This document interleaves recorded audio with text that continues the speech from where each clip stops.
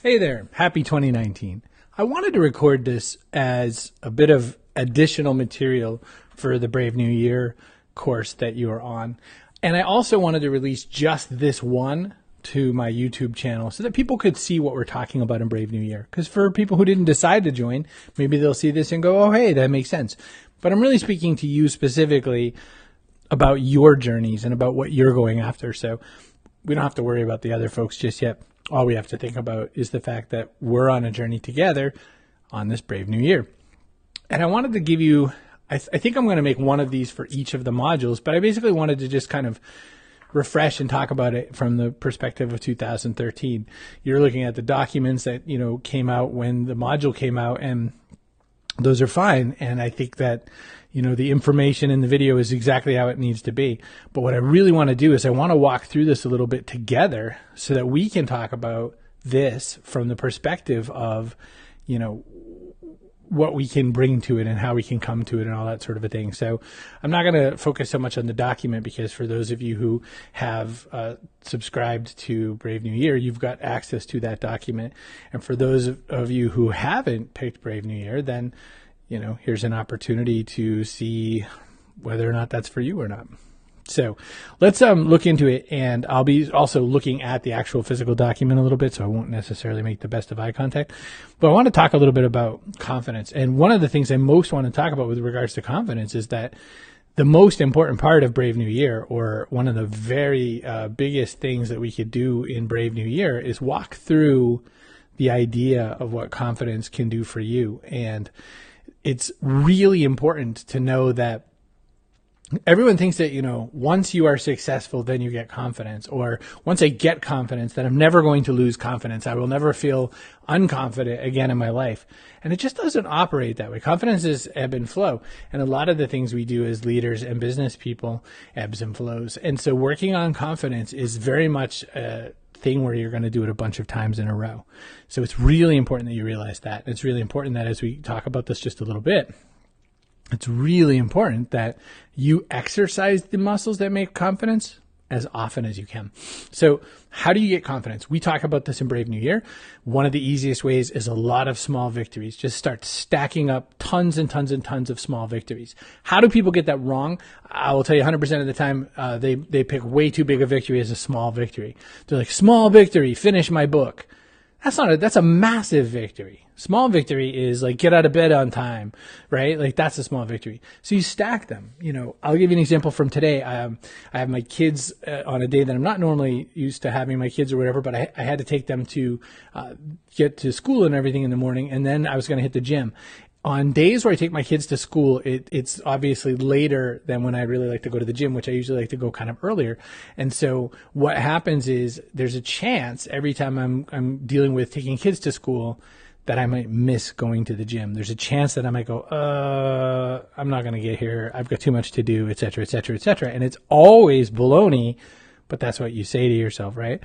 So my small win today was I got to the gym, got my stuff done. Just everything I set out to do, I got done at the gym. And so that I could take that victory and roll it forward into other stuff that I wanted to do. And so that becomes important, because with stacking that up, I'll be much more motivated to do more. I might even go out for another walk or a run a little later on today. And those things stack and stack and stack. And that's, it's so vital. So one way to kind of start guaranteeing those kinds of small wins is to start prepping stuff ahead of time, just really laying stuff out. So one of the ways that I knew I was going to be okay for the gym was that I took the kids to school in my gym clothes. I had my gym bottle ready. I had the headphones that I want. I had everything ready to go that I wanted to take to the gym before I took the kids to school, so that it was all there and all in view, and all, I stuck it in the car so that like the gym was going to happen. And so that led to the victory. Shooting this video right now for you is I have all my stuff set up. I have my mic ready to go. I have my cameras ready to go. I've got my lights, and I knew what I was going to talk about. And so in doing that, I know that I can generate for you this kind of experience that will maybe make you think differently or look differently at what's going on in your life. These preps, this, I know I need to record this, is a small victory for me. Now, getting there took a lot of other smaller victories, But getting this done, knowing that, it's better that I do my recordings a little earlier in the day because I get so much natural sunlight in, as well as my lights, that, I have to do these things in this way. Otherwise, I'm not going to get them done. And that's once you start succeeding a bunch of times in a row from little things like that, you really start to feel better. You start to feel like I've got this. So I don't think I described this exactly this way in Brave New Year, but here's the real thing. It's small victory and notch up.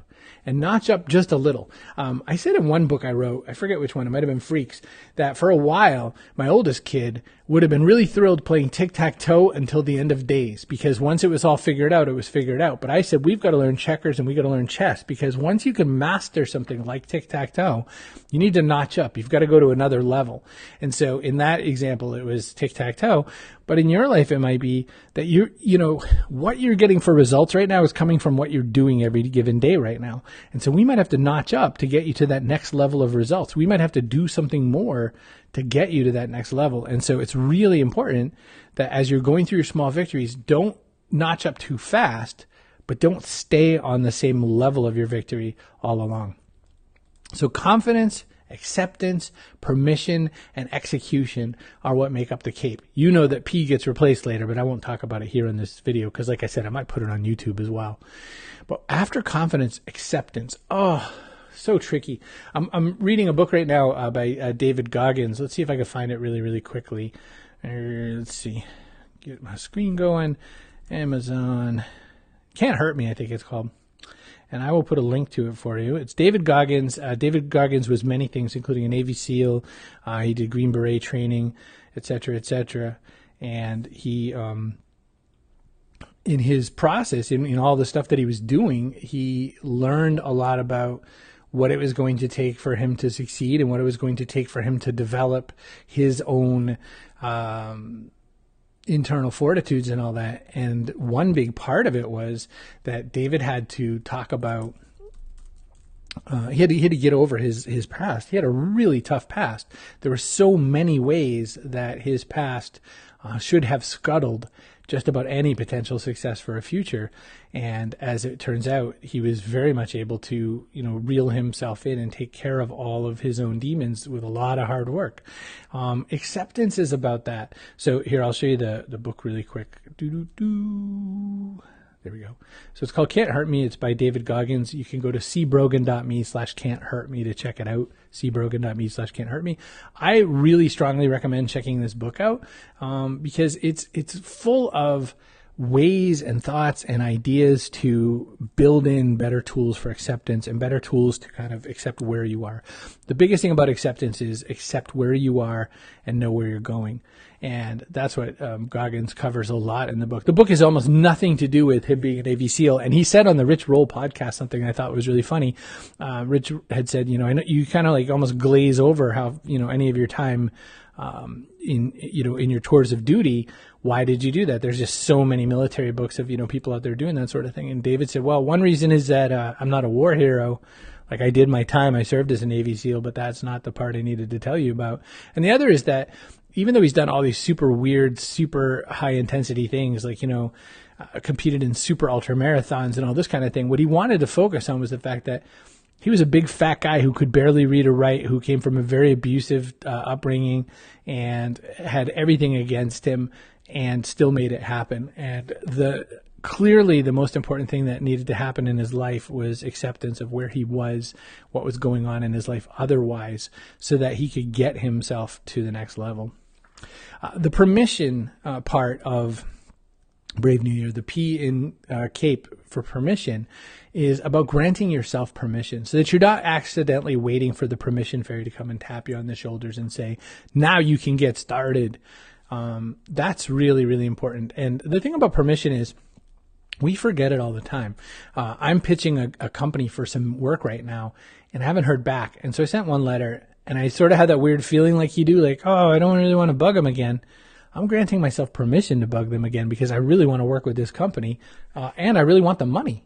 So I'm going to go back and shake them down and say, hey, what's going on? And if they aren't sure whether or not they want to work with me, then I'll let them make that decision. But what I won't allow for anymore is I grant myself the permission to reach out to people as soon as I need to see if they're ready to take an action.